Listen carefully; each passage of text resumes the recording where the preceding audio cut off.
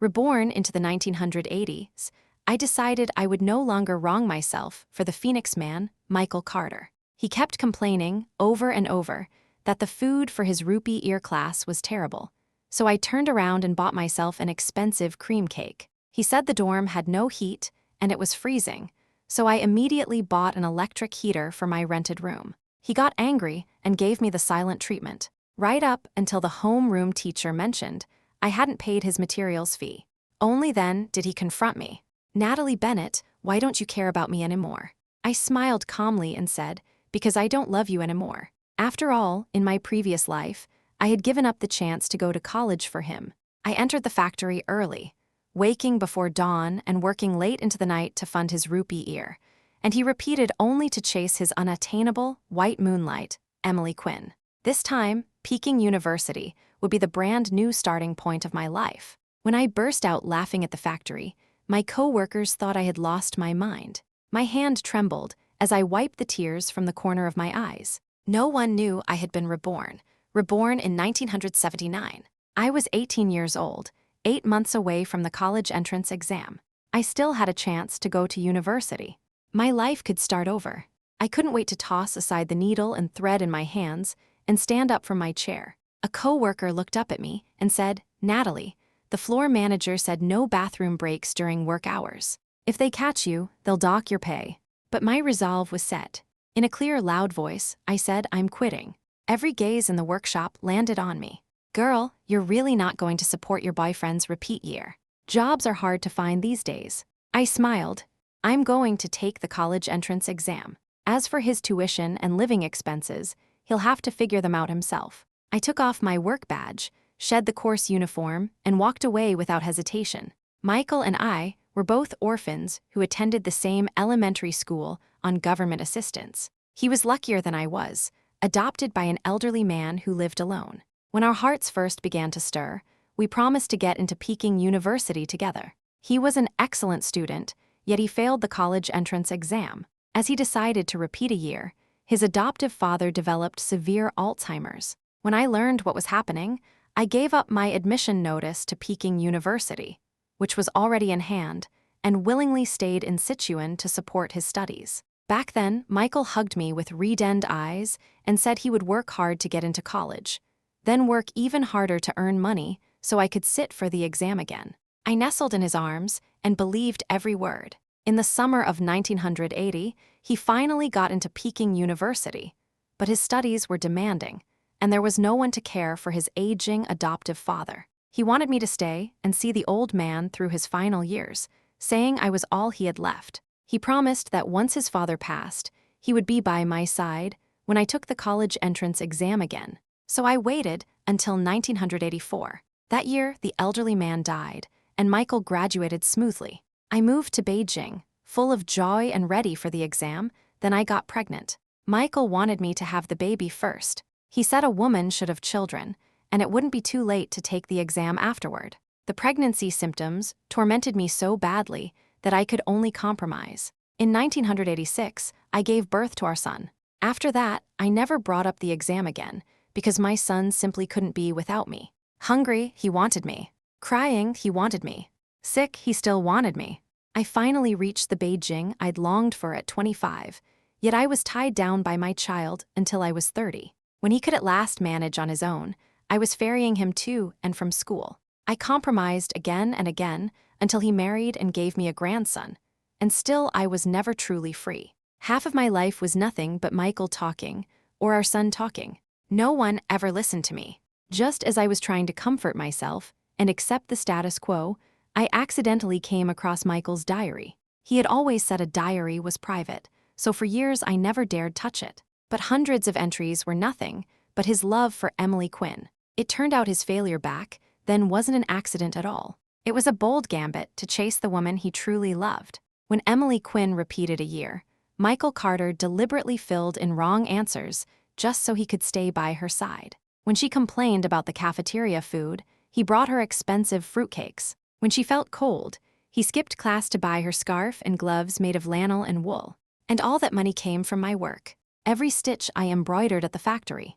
It turned out that everything I had sacrificed had only served someone else. My whole body trembled with rage. I demanded, since you've fallen in love with someone else, why did you even marry me? Michael snatched the diary from my hands, his eyes cold and distant. Who said you could read my diary? You're just a housewife who's never even been to college. Can you even read all the words in it? Don't assume everyone's as filthy-minded as you are. I froze where I stood. If not for him, how could I have possibly missed my chance at college? And now he despised me for being uneducated.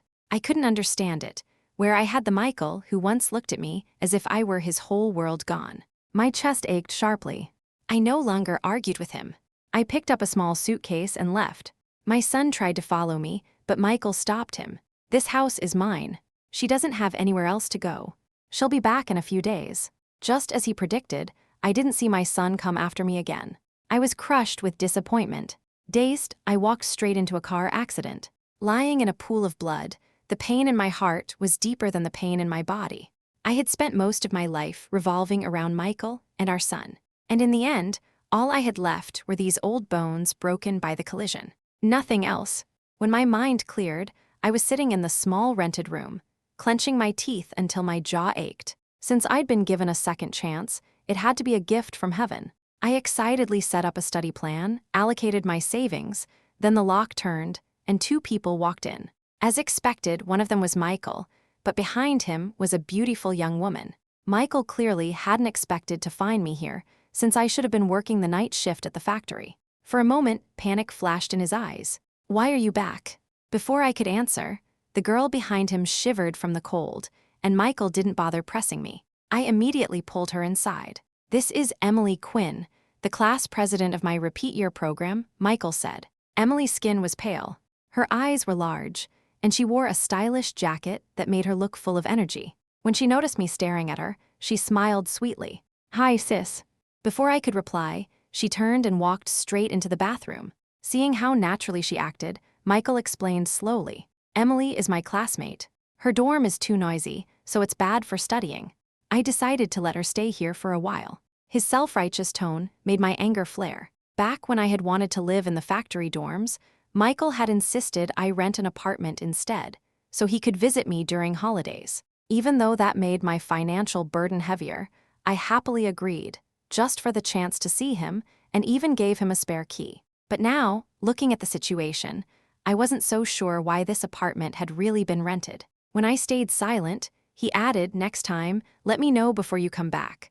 Otherwise the bed's too small and she'll be uncomfortable." He busied himself making up the floor bed, then placed my pajamas outside the bathroom door, acting like the rightful owner of the place. I stood there watching him finish laying the bedding, then went to the kitchen, came back with a basin of hot water, and dumped it right over him. The bedding on the floor was soaked, steam rising into the damp, cold air. Michael yelped from the scalding heat and jumped up instantly, his brows furrowed and growing anger. "What the hell are you doing?"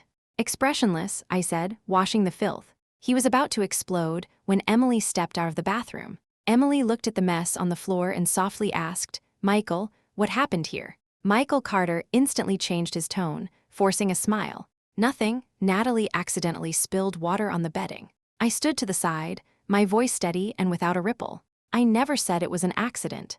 I did it on purpose." Michael's brows knit tightly, his tone carrying a warning. "Natalie Bennett, have you been working so much that you've lost your mind? What nonsense are you talking about?" Then he turned to Emily, his eyes soft. "Your pajamas are thin. Be careful not to catch a chill. Go get some rest." Emily's gaze lingered on Michael first, then shifted to me, her whole demeanor dripping with wounded innocence. "Sis, the bedding's wet, so Michael doesn't have a place to sleep. I'll just go back to my dorm and squeeze in with my classmates. I don't want to trouble you." She turned to leave, but Michael grabbed her arm. "It's not safe for a girl to go back this late at night. You stay here. I'll go back to the factory with Natalie and make do for one night." Emily's eyes reddened, tears brimming as she spoke in a choked voice. "Forget it, Michael. Your wife doesn't welcome me. I can tell. I just won't come again." Michael grew anxious, turning to grab my hand, his grip pulling painfully. "You stay here. I'll leave with her right now." I yanked my hand free, the resentment I'd been holding back finally bursting out. "Michael Carter, this is my rented apartment. How can you be so shameless?" He froze, as if he hadn't expected me to speak to him that way. His eyes filled with confusion. Natalie, what's yours and mine?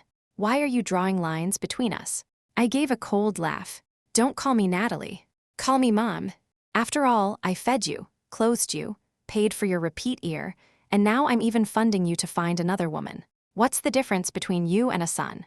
Michael's throat tightened as he tried to defend himself. Natalie Bennett, the money you've spent on me, I'll pay you back someday. Do you really have to be like this? I slapped him hard across the face. Who gave you permission to call your mother by her name? The sound of the slap echoed crisply through the small apartment. Michael stared at me, wide-eyed, completely stunned. Emily stepped in front of him, her tone full of reproach. How can you hit someone like that? You're acting like a complete shrew. I lowered my aching left hand, then raised my right and slapped her just as hard. A mother has every right to discipline her son, and you an outsider. What right do you have to butt in? Emily clutched her face, tears spilling over, and Michael immediately pulled her behind him, his own face flushed with anger. Natalie Bennett, you've lost your mind. I shoved a piece of paper at him. Sign it. Michael frowned as he picked it up, but the moment he read it, the false mask slipped from his face. It was an IOU. I glanced at him coolly. The money I've spent on you lately, you're gonna pay it back. I'll only feel at ease with your signature on it. He gripped the IOU tightly, as if he couldn't believe I was serious. Emily, seeing his hesitation, snatched it from him, read it, and said mockingly, "It's just a few lousy bucks. Sign it." A flicker of irritation crossed Michael's face, but because of Emily, he didn't lash out. I stared at him coldly. You have 1 month. If you don't pay me back in that time, it'll be 10 times the amount. Michael clenched his teeth. I already explained things to you. What are you still mad about? My gaze shifted between Emily and Michael before curling into a mocking smile. With the two of you like this, do you really think you're worth my anger? Get out. Don't waste my time. Michael, clearly swallowing his pride, grabbed Emily, who was still glaring at me, and left, his face dark as iron. I took back the spare key, and early the next morning I went to find a locksmith to change the lock. I also bought an electric heater to keep warm while I studied. In my previous life, I had been stupid enough to warm myself just to warm others, and in the end, all I had left was the ashes of a withered weed. In this life, no one was going to stop me from changing my fate. Relying on my memory and experience, I didn't sign up for any prep classes. I bought study materials myself and reviewed on my own. The college entrance exam had only been reinstated a few years ago, and competition was at its fiercest. I didn't dare waste a single moment. When I finally took some time to buy groceries, the old man who watched over the public phone booth called out to me. Natalie, Michael called for you today. I smiled at him. We broke up a long time ago. He must have called the wrong number. Then I hurried off to the market. When I returned home, I saw Michael Carter standing there holding a roasted sweet potato. He was tall and clean-cut, and the old man who knew him well was pouring him hot water. He might have looked like a decent person, but I knew his heart was black. I approached with a blank expression. The moment he saw me, he quickly stepped forward. Natalie, why did you answer my calls? I didn't even look at him, just walked silently toward the door. He trailed after me, step by step. Are you still mad? There's really nothing between me and Emily. She's helped me a lot. I couldn't just refuse to lend her a bed. I stopped in my tracks. The apartment you lent her, was it one you rented? His face faltered slightly. I didn't think it through. I thought we didn't draw lines like that between us. I gave a cold snort. I'm working my hands to the bone in the factory while you're out chasing women. Oh, I think you've been very thoughtful indeed. Michael's brows furrowed deeper. Natalie Bennett, I skipped class to come explain things as clearly as I could. How long are you going to keep throwing a fit? He grabbed my arm hard, his tone impatient. I pried his hand off. We're breaking up. Leave. Michael didn't take my words seriously, assuming I was just jealous and sulking. He even tried to hug me. In the scuffle, my small vocabulary notebook fell from my pocket. Michael snatched it up before I could react. You're memorizing vocabulary, even while working in the factory. I grabbed it from his hand. That's none of your business. He stared at me sharply. Don't tell me you're preparing for the college entrance exam again. I didn't answer. His mouth curled slightly, not as if he found it ridiculous. Natalie, you won't pass. The only reason you got in before was luck. Now you've been out of school for almost half a year. Do you think the college entrance exam is something you can just decide to pass. The sneer on his face overlapped perfectly with the man I remembered from my previous life. My voice was ice cold. I don't need your opinion. Michael glared at me. Fine, but when you're exhausted, don't come to me complaining. And remember, you promised to support my repeat ear. The materials fee is due soon. Don't go back on your word just because you're studying. I let out a short, incredulous laugh and strode away. Support him for another repeat ear. In his dreams. Without me, I'd like to see what he could actually accomplish. I threw myself back into intense study. In my last life, even though my family weighed me down, I'd never stopped learning, so picking up again wasn't too difficult. I woke at 5 a.m., slept at 11 p.m., tired but fulfilled. My life was no longer the kind where I opened my eyes to my child and closed them in the kitchen, with nothing beyond that. The red crosses on my test papers grew fewer and fewer. On my birthday, I planned to buy myself a cake, but unexpectedly ran into Michael and Emily Quinn, who was smiling up at him with bashful sweetness. Back then, I had rented the apartment near his school to make it convenient for him to visit. Now, thinking about it, it just felt unlucky. Emily spotted me first. Emily Quinn seemed to raise her voice on purpose, calling out Michael, Michael, over and over as she clung to him, asking him to buy her a cake. Michael Carter rubbed her hair helplessly. All right, I'll buy it for you. Seeing that scene, it would be a lie to say I felt nothing. In my previous life, at this time, a cream-frosted cake was considered a rare treat. I'd always had a sweet tooth, and since it happened to be my birthday and Michael had just received a bonus, I asked him to buy a small one. I even took time off from the factory, cooked a full table of his favorite dishes in my rented apartment, and waited for him to come after class. Michael came home late that day, but what he brought wasn't a cake, just a cold, roasted sweet potato. Natalie, times are tight right now. A cake isn't as worthwhile as a sweet potato. Don't you love these the most? They are both sweet. What's the difference? Even though I was disappointed, I didn't show it. I even convinced myself he was right, blaming myself for wasting money. It wasn't until much later, reading his diary, that I learned he hadn't bought me a cake because he had no money left. He had spent his entire bonus on a cake, a dress, and fashionable lipstick for Emily Quinn's birthday that same day. For me, there had only been a cheap sweet potato from a roadside vendor. Sweet potatoes were cheap, and in his eyes so was I. But my worth isn't for him to decide. It was just a cake. If I wanted one, I could buy it myself. I walked right up, ignoring everyone else, and took the most expensive cream cake in the shop. Michael finally noticed me, looking a bit pleased. Natalie, you've come around. I glanced at him like he was an idiot, then walked straight out with the cake. Halfway down the street, he grabbed my arm. Who were you buying the cake for? I rolled my eyes and kept walking, not bothering to answer, but he wouldn't let it go. Not long ago, I told you the food at the repeat year class was terrible, and you didn't care. Now you're wasting money on a cake. I let out a short, disbelieving laugh. And yet here you are buying a cake yourself. Looks like you're doing fine. Michael coughed awkwardly and mumbled, today's Emily's birthday. What's wrong with me buying a cake for the birthday girl? Seeing his obvious attempt to cover the truth, I gave a cold smile. Today is my birthday too. Michael froze, his grip on my hand loosening. Why did you tell me earlier? I pulled my hand away. I celebrate my own birthday. It's not like I haven't told you before. Emily, still holding onto Michael's arm, spoke in a sugary tone. Sis, what a coincidence. Why don't we celebrate together? I sneered. Do I look that shameless, spending time with people of such questionable character? Emily's eyes reddened, her voice trembling as she tried to look pitiful. Sis, even if you don't like me, you don't have to slander me like this. When Michael saw Emily in tears, he immediately jumped to defend her. Emily is a good girl. Your mind is truly filthy. I curved my lips into a faint smile. A good girl wouldn't sleep in the same bed with someone who already has a girlfriend. My voice was just loud enough for the people around us to hear. Heads turned, eyes landing on Michael and Emily. Their faces instantly went pale. Michael scrambled to explain. Don't make things up. I gave a short huff and strode through the crowd to the counter. Michael, seeing I was ignoring him, snatched the cake from my hands. Natalie, are you even listening to me? I stared past him like he was nothing but air. The cashier, thinking Michael intended to pay, announced the price. Michael's tightly pressed lips twitched. Why is it so expensive? The cashier politely replied, Sir, This cake is made with imported cream, and the fruit is the freshest available. Michael hesitated.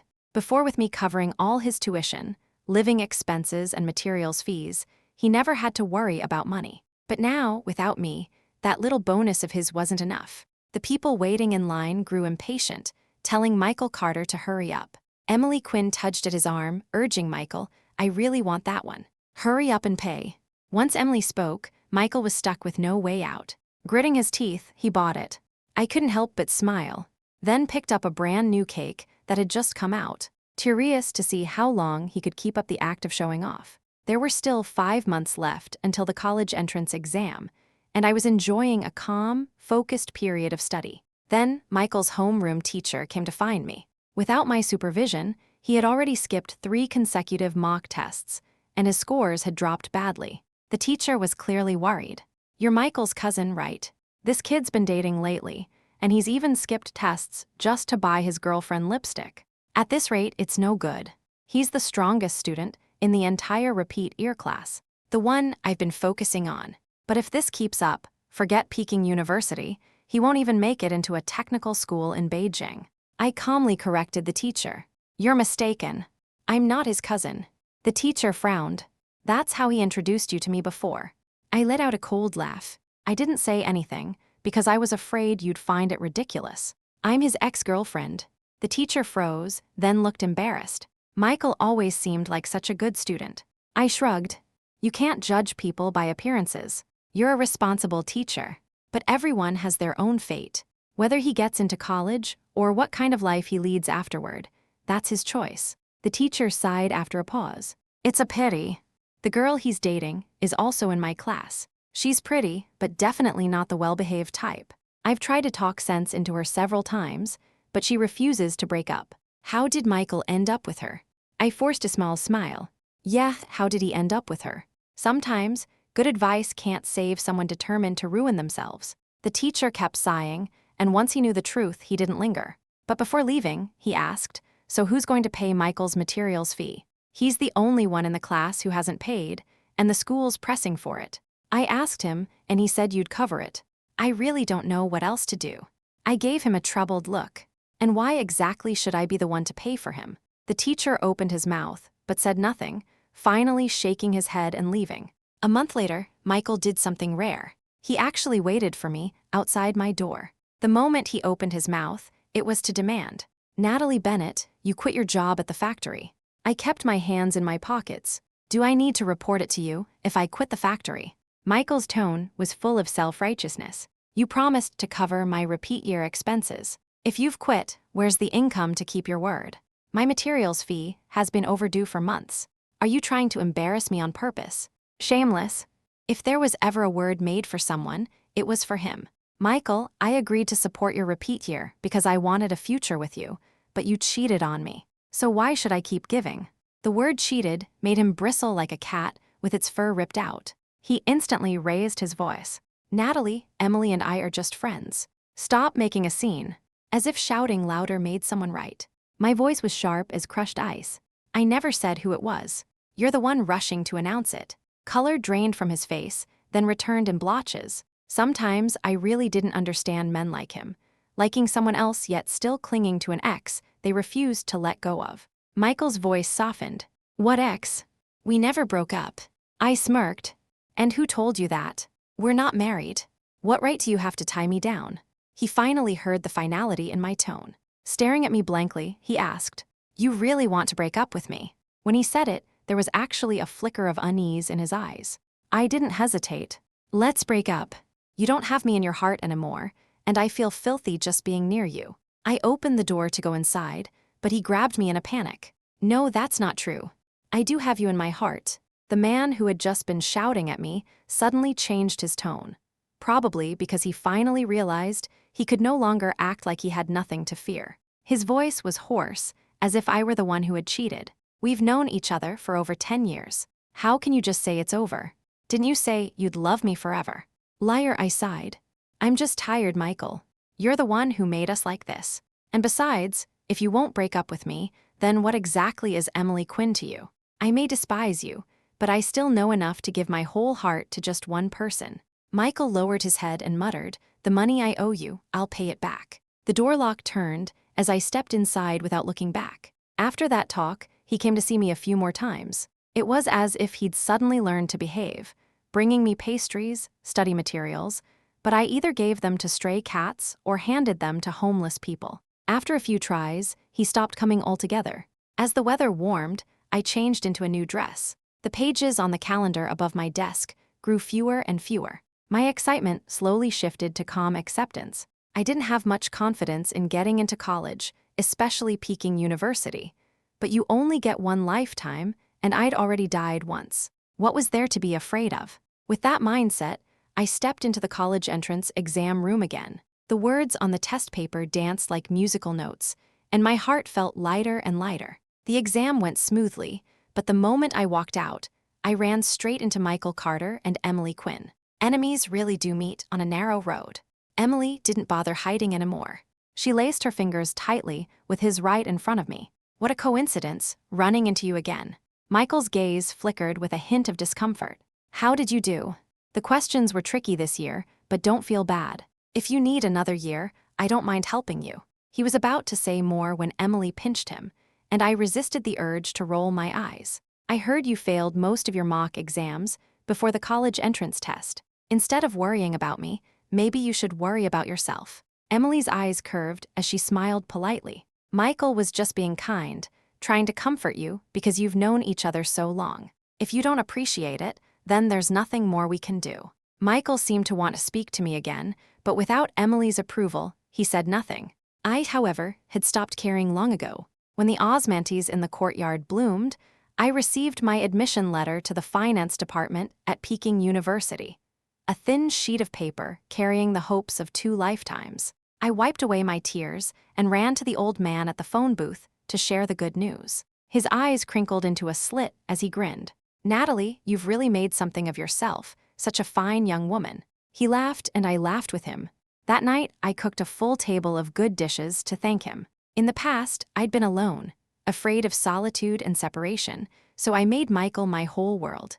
Now, even if the only person I could share my good news with was the old man at the booth, I still felt full and content. Toward the end of the meal, he suddenly pulled an envelope from his pocket. "Almost forgot about this." I took it and found a neat stack of bills inside. "Michael came by today," the old man said. "But he didn't go in to see you, just gave me this and left." I nodded and pulled the money out of the envelope, counting it. It was twice the amount I had ever spent on him. With this sum, I didn't have to worry about tuition or living expenses for a while. The old man, seeing me go quiet, spoke cautiously. "When Michael came by today, he didn't look well. I heard he didn't do well on the exam." I had already expected as much, so I felt nothing. "His adoptive father has been seriously ill lately," the old man continued. "After being discharged from the hospital, he couldn't even recognize people anymore. I don't think Michael will be going to college anytime soon." I tucked the envelope away and gave a faint. I ended the lease on my apartment, packed my belongings, and boarded the train to Beijing.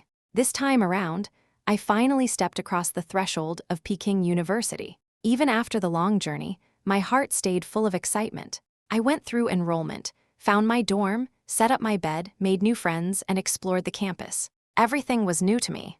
The buildings, the paths, the air itself. My roommates laughed at how amazed I seemed over every little thing, but I only smiled. In my previous life, around the same time, I had been to Peking University once before, taking the chance to deliver Michael Carter's luggage. That day, I was dressed in dull, worn clothes, carrying a burlap sack, lingering at the gate for a long time.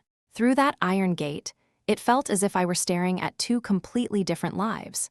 I had asked him if he could take me inside just for a look. He frowned and said, "Dad needs someone to take care of him. If you don't go back soon, he'll start making a fuss," so I swallowed my longing and hurried away. But now, I didn't need his permission. I had walked in openly, under my own power. This time, I was determined to make it to Peking University, not only to fill the regret of my past life, but for another reason, to build connections. Most of my roommates and classmates were top talents from their provinces, with well-off families. Once I had adapted to campus life, I began learning securities trading through their networks. The stock market was turbulent that year, but volatility often meant opportunity. Using my knowledge from my previous life and my quick reactions, I earned a substantial profit and briefly became a well-known figure in the department. Even the advisor who hadn't supported me before praised me for having sharp market instincts and being a woman as capable as any man. I split my earnings into 3 parts, one for savings, one for starting a business, and one to continue trading. My plans for the future became clearer and clearer. Not only would I become a top professional, I would also become a top-tier entrepreneur. While things were going exceptionally well for me, Michael's side of life had taken a turn for the worse. We'd long since stopped any contact, but that didn't stop him from coming to Beijing to attend a technical secondary school. Beijing had many schools, but student gossip traveled fast. He was the only married student among them, a rarity. Word was that one day his wife showed up at his class, dragged him all the way to the playground demanding money. "You promised to buy me a necklace. I've been waiting back home for 2 months, and you still haven't sent it. Do you have someone else out here?" My roommate reenacted the scene perfectly for me. That girl was fierce, slapped him right across the face, split his lip. Then she asked where his father was, and he couldn't answer. She pressed him until he skipped class and ran off. I raised an eyebrow. And then my roommate took a sip of water. Then said, "I heard his dad drowned in a lake. Been dead for 2 months. His wife kept it from him this whole time."